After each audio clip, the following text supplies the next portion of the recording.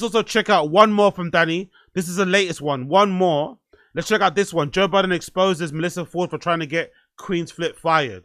Let's play this one. We sent Mel to HR, like to talk to them before she went.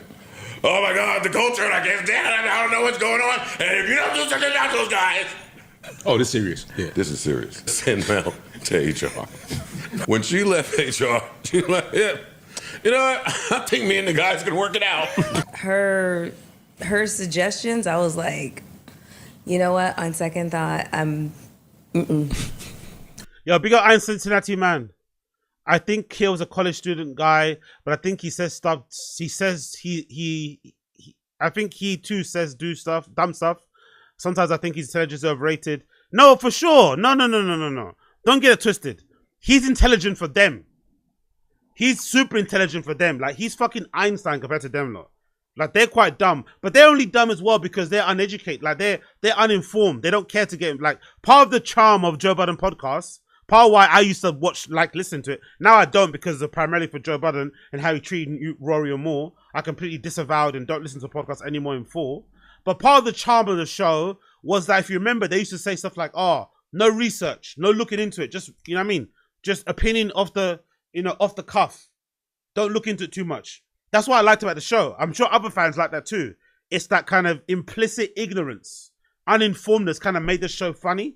But over time, it kind of gets a bit boring and tired that they don't even get the basic facts of the story right. Or they don't bother to kind of find out the basic premise of something or the basic situation. And then start just opining on things. And the thing about their show is, they love being loud and wrong. They love being loud and wrong.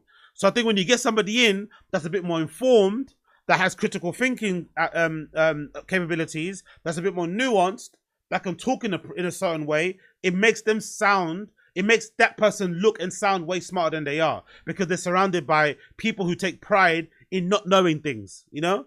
Like, they take pride in their ignorance. They take pride in their, whatever else it may be. That's what I think is happening there. So don't get me wrong. I'm not saying Mark Lamont Hill is some fucking genius. To me, it's not personally. He's just very well read, very well educated compared to them lot because those guys probably haven't read a book in their entire life, let alone recently. So that's why he comes across that certain way to them, I would say. I'm gonna save them. She wanted to go in like a direction where I was like, you know what? Let me just reel this. Mel, Joe Budden exposes Melyssa Ford for trying to get Flip fired. Yes, yesterday's episode of the Joe Budden podcast revealed a lot about the Flip Melyssa Ford drama that was swept under the rug. Now, in this episode, we had a detailed breakdown of how far Melyssa Ford went when she felt disrespected by Queenzflip. Now, the podcast would say this. Just as an observation, right? I love Melyssa Ford, very attractive lady. I think she's a necessary addition to the podcast. But what I don't like about Melyssa Ford, maybe it's not her problem, but I have noticed in the clips I've seen, she does get ganged up on a lot. Like, she has very, like, woman-forward, feminist kind of coded, lack of accountability, all feelings and emotions points of view that you would kind of expect to hear from a woman, right? Especially a black woman in the hip-hop space. And I feel like whenever she says something, they're all like, oh, they'll kind of pile on her. And I feel like if you have her on a show, you want her on the show because she's a woman. And she's a woman that comes from a particular background, had a particular history in hip-hop, has a particular perspective. So just let her fire off her thing. Let's just let her get off her point of view from a woman's point of view and just rock on. But this always exasperate, this always fucking rolling their eyes, jumping on her, like, you know, interrupting her when she makes her points and stuff, trying to speak for her, all this mansplaining shit. I think it's a bit annoying and it kind of comes across like they're bullying, you know? It's a bit weird, the tone. I don't really like it. Yeah, I get she says some dumb stuff. I get she's a bit of a liar, right? I get that she doesn't have any accountability. But if you want to have a woman on the show, you should just let them be a woman. You shouldn't get upset every time they say woman things, you know? Because that's what you want them on the show. To kind of break up the bit of the tension and to kind of add a bit of, you know, subtlety and whatever else to the show. Maybe attract a female audience, whatever it may be. And she might speak for a certain group of women listening to the show. But every time jumping on her when she says something that goes completely counter to what the guys are saying, it's getting a little bit boring. This happened 7 months ago, but it's August. So that means it would have happened in January. They were actually wrong. It happened in... Yo, big up NJ Ranger in the chat. Big up NJ Ranger in the chat. Big up Pre-Ban for Loco. In October of 2024, and everything went down back then. Now, it all popped off when Melyssa Ford, around this time of October in 2024, was suggesting Flip was getting favorable treatment in terms of being able to leave the Patreon early, hinting that he had a better contract, and she even said that women are uncomfortable with negotiating good deal terms. By the way, I found out courtesy of this podcast. I didn't know it's a thing. Big up America. You Americans are pretty good with contracts. Maybe it has something to do with the fact that you don't get enough vacation time. I don't know what it is. Maybe because the pay is quite high there. So if the pay is high, it means the work is probably quite difficult and hard and laborious. So you have to put a lot more time into it. So if you put a lot more time into it, you have to get something out of it. But I read the other day about these guys on this pod. Some of these guys have negotiated into their contracts stipulations on like lateness and stuff. I'm not sure if that's true, but I remember seeing a headline somewhere. Maybe I saw on Twitter. I saw something that said some of these guys on this pod have a clause in their contract where they can't be punished or reprimanded if they're late to record a pod. So if that's the case, that probably would extend to what this guy's talking about with Flip, where he somehow has in his contract something that says, oh, I don't need to do all the Patrons. I don't need to do all the YouTube videos. That's pretty crazy if true. That's a pretty you can't do that in the UK. You can't negotiate those type of things. Everyone's got the set time they come in. Everyone's got their responsibilities and that's it. There is no like, you know what I mean, leeway either way. But if that's true, that's fucking sick that you can negotiate latenesses and times off in your fucking contract over there in the States, which you can't necessarily do here in the UK, unless you're obviously a higher, what do you call it? If you're a higher tier person in the company, C-suite, whatever it may be. But I think most people, you just get what you're given. If you can negotiate, might be a salary. Big up NJ Ranger. To that point, when did saying dumb stuff, lying, and taking no accountability become verboten? Exactly. MF, these are cornerstones of it. Exactly.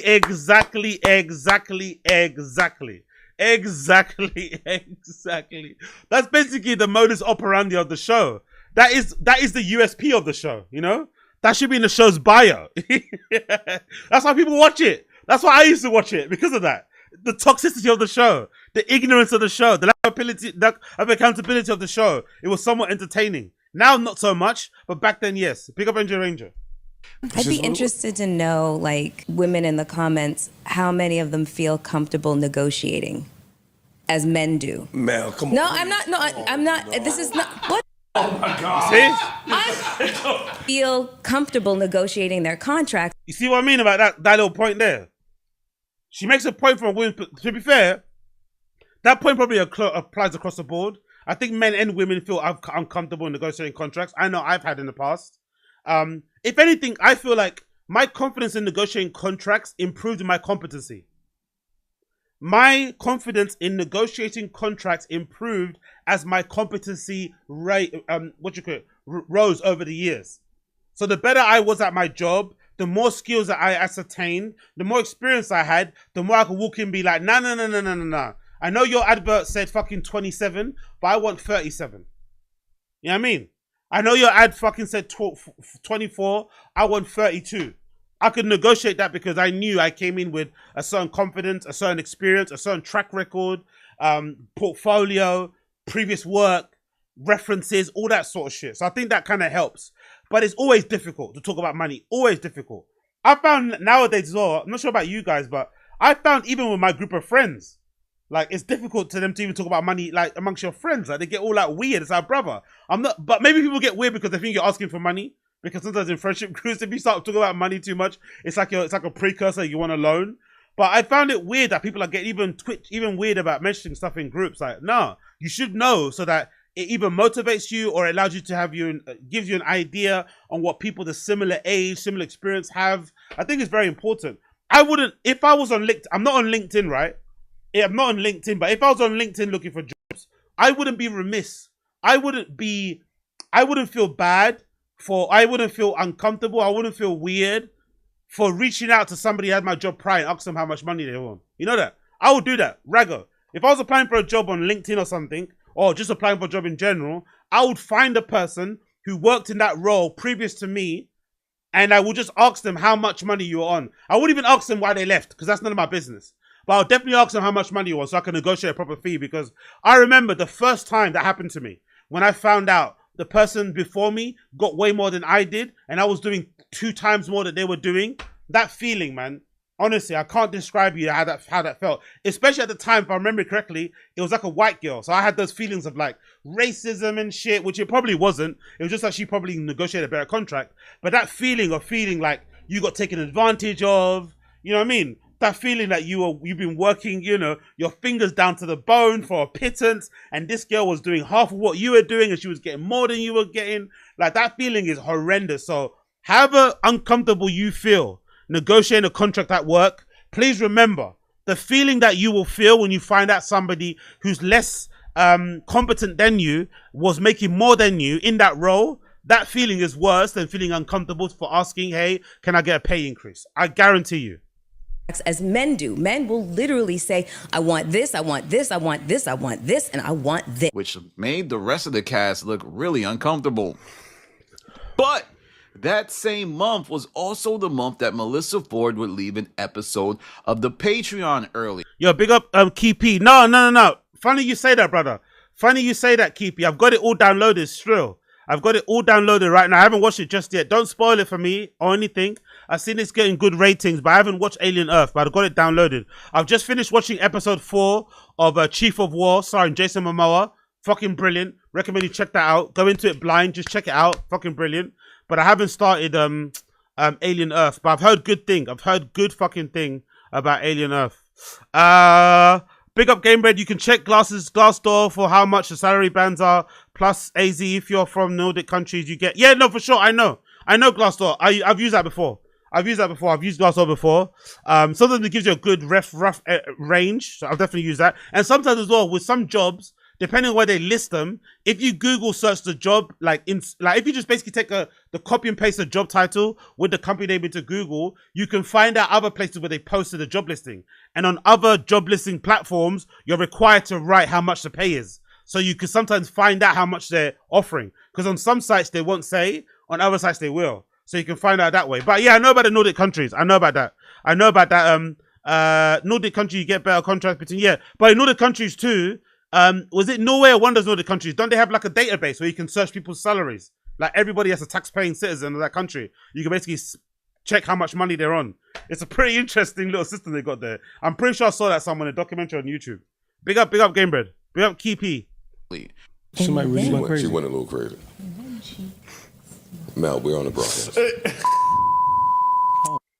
All right, and we are back. We let Mel go because she was a little under the weather, and that's bad. My shoulder, my neck. Yeah, when you keep people at work under those conditions. Yeah, could be a case. Let Mel go home, take the dog. Dog was itching and scratching shit, so. This episode was called You Know Who I Used to Be. Now, it wasn't clear why she left, but later on, Flip would say that it was as a result of him calling her out due to the tension that had been building between them that month. Flip would say, yo, Flip is obsessed with Mel, innit? Like, I wonder, like, this is probably a crass thing to say. But I wonder if Mel just gave him some ussy, if it would simmer him down a bit. Because he's been in love with this girl. He's been in love with this woman since the first time she joined the show. He's weirdly obsessed with her. Weirdly obsessed with her. I'm wondering if she just gave him a quick little rub, you know what I mean? A quick kiss on the lips or something. Maybe it'll settle him down a bit. Maybe it might make it worse, but he has got a real boner for fucking Melyssa Ford. He doesn't leave her alone, bro. He's always on her bumper. Like, get off me, bro. Like, fucking hell. I know I'm hot and shit, but like, get off me. Like, relax, calm down.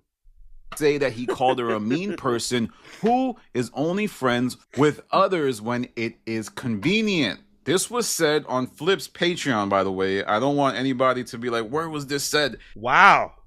Big up Danny from the stop, man. He's doing the work. He subscribed to Flip's Patreon. That's fucking insane. Yeah, he's really about the shits, isn't it? Danny from the Stop is really on the shits. He really cares about this pod and this whole universe. That's why he's the best at covering it. He subscribed to Flip's Patreon. Jesus Christ. Go to Flip's Patreon. It was a blog made around October of 2024. Yeah, big up on 10 toes. Big up on 10 toes. Good night on 10 toes. Flip would go on to give more insight into the back and forth by saying that Melyssa Ford left the podcast after he called her a fake, phony person who he does. Yeah, Flip is the middle one. Yeah, Flip's the middle one. Flip's the middle one, Black American. Flip is the middle one. Flip's the one with the big tummy. Whoopsie. The one with the big tummy. Who he... Where is it? That one there.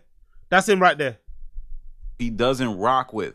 Melyssa Ford, based on what Flip said, called Flip unprofessional as she walked off set. After Flip told Melyssa he didn't like her, nor did he rock with her. Flip would go on to say he didn't really mean what he said. Now, this was around the time that Hot and Bothered was launching, so Melyssa Ford was on high alert because she had just broken up with her co-host S, who accused her of shady business. I shared it with her.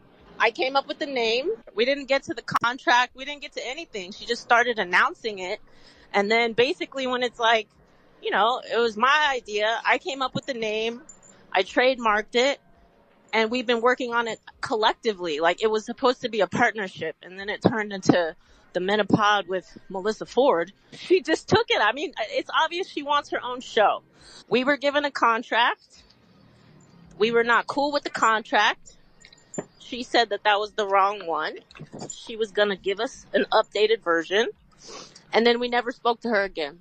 Now, that is significant because if you look at the cast, it seems like they are very friendly with everybody who doesn't like Melyssa Ford. I know for a fact S is loved by the cast. It's crazy. They like S more than Melyssa Ford. And same for Mandy. I always said, right, and so that's a bad pause for Melyssa Ford there. That's one of the things that always kind of like got on my nerves a little bit about the show early on. When Rory Moore were on the show, Joe was still very cool with academics, mostly because of their show they had already on Complex. But it seemed like Joe took some joy in the fact that he was friends with academics, knowing full well that Rory Moore didn't like academics and didn't fuck with him at all. And there was a mutual hatred between those two groups, at least. I always thought that was strange. Like, that would make me upset. I'd be pissed off as a friend if one of my friends was cool with somebody I considered a quote-unquote op. But I think Joe got some pleasure out of, like, torturing his friends, knowing that he's friends with somebody they don't rate. Like, kind of enjoyed that sort of thing. And then over time, it obviously, you know, I think probably led to the end of their relationship. It probably added to it. It probably didn't cause it, it probably added to it. But they've generally had, as a circle of friends, they have this. There's other people in a group who one person's cool, the other person isn't. It's quite common in this group of friends or in this Joe Budden extended universe where there are close connections, close friendships, but within those close friendships, there are also associates who don't like that. It's like, it's very odd. It's a very toxic fucking community and a group of friends. I'm not going to lie. That's probably why they like the COE, the content of everything. Because all the drama that happens on screen probably happens off screen as well. In terms of people, you know, like it's a very odd group of people, very, very toxic, very immature for their age. They're all big adults, like in their 40s, 50s. Like, it's a bit strange how they act, but it's very high school how they are. Because for me, it's like it's quite black and white. Like, if you're my friend and you know I hate that person, you don't talk to that person, or at least you don't talk to that person to me. Just don't mention them to me. Do you know what I mean? It's not that difficult, but they don't. They all kind of like. You know what I mean? They all like kind of toying with it. They all like playing like friendship, mental games, gymnastics with each other. I don't like it, man. It's a bit weird. Another person who the cast loves but doesn't like Melyssa Ford. Now, Flip would reveal the reason he was mad at Melyssa Ford was that he was told information about Melyssa Ford by someone. My guess is that Ish told Flip Melyssa Ford was bad-mouthing him when he was offset, likely complaining about the preferential treatment Flip got, being able to arrive late, calling out almost whenever he wanted, essentially doing what he wants. Now, this theory would align with what Flip was saying about Melyssa Ford being fake. Perhaps when she spoke to Flip, she was nice and calm, but behind closed doors, she would trash Flip in front of Joe. Now, a few episodes, Melyssa Ford would appear on the podcast with Flip. And in that episode, she would say that Queenzflip needs anger management. Well, I did say that if I were Joe and Ian, I would make anger management courses mandatory for you. Yeah, you said that. Y'all hear how white she is? Does anybody agree with that? Ian agreed with her. He's white. She's white too. It's okay. It's okay. It's okay. And if you look at the rest of the cast, they look really upset. They start to hint that Melyssa Ford is really a white woman in a black woman's body. Oh, come on. It's not that deep. They're joking around. It's a bit of a jokey joke, you know? They probably all need anger management, to be fair, including Melyssa Ford. They probably all need it.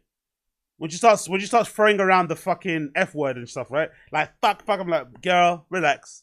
But they probably all need a bit of anger management. Let's be fair. So you can kind of see that around this time, Melyssa Ford lost a lot of the room. People were feeling as if she was playing dangerous office games, and we got to look at what really happened. Things got so bad between Queenzflip and Melyssa Ford that Ian Schwartzman had to mediate, and even an HR professional based on the last episode was brought in and suggested some type of mediation actions that would help Melyssa Ford deal with the issue. And Melyssa Ford was seemingly hinting at the fact that the person, whoever was brought in, could, get people fired or get people suspended. There's just, anyway, I'm going to end it there. There's just too much drama on this show, innit? And it's all created on the show. Like, the show before used to be fun because you'd hear their opinions on, like, topical stuff. But I feel like most of the stuff that goes viral now is their drama in-house. It's kind of like a reality TV show, but they all just sit on the couch. Instead of the reality TV show being them walking around the house, sleeping, partying, dancing, doing challenges, they just sit on the couch, and it's like a reality TV show there. They have a behind-the-scenes thing they film, they put on Patreon. They have a wife thing. It's all it's kind of like he's creating like his own version of Zeus. And they're all too old for this. Like, maybe I'm too old for this, but I know they're too old for this. Like, to watch this sort of stuff. It's just, oh man, it's just annoying. Like, it's so exhausting as well. Like, because I would classify myself as a guy that doesn't really like drama. As much as I like to cover the drama on this particular show, I don't want unnecessary drama. Like, I avoid it in my own personal life. So you would be damned. I'd be fucking damned if I'm purposely ingesting and taking all other people's drama and their fucking squabbles and whatever else it may be, when most of it can be mediated or can be resolved with just some grown-ups taking accountability, sucking some stuff, moving on if need be. But all this is just so toxic. It's so draining. It's such a waste of time. It's lacking in entertainment. It's not contributing anything to the world at all. If the Joe Budden podcast blew up tomorrow, nobody would lose anything. Maybe if the Joe Budden podcast with Rory and Moore went, like, I still mourn that. I still say that was the greatest podcast of all time with the original lineup, that in fucking Parks' basement or that room that he had, right? Incredible podcast. But if this podcast blew up tomorrow, nobody loses anything. The culture continues going on. Life continues going on. Nobody's mourning this show. Honestly. It's such garbage, man. And it's weird too, because Joe's making the most money he's ever made from the show. Which makes sense if you think about it, because he doesn't have people on like profit splits anymore. But Joe's making the most money he's ever made, and this show's the worst it's ever been, in my personal opinion. From the clips I've seen. Because again, I don't watch the show in full. I've watched the episode in full ever since Rory and Moore kind of got fired or left. But this show is shit. The drama I hate. And maybe because I hate, maybe it's my fault too, because I'm not a lover of reality TV. So maybe that's a problem. But God almighty, it's exhausting. Like, big up Danny for the stop for watching this sort of stuff and covering it. He's doing a credit to the fucking community at large, because I'd never watched this. But it's just so tiring, man. Like, I'm bored. Anyway, let's move on. Big up Danny for the stop. Check out his videos. Danny for the stop makes great videos summarizing all the fucking Joe Budden podcast universe drama. So if you want to see all that, make sure you check out his channel. Joe Budden exposes Melyssa Ford for trying to get Queenzflip fired. Truth revealed. Check out his channel. Check out his channel. He's fucking great.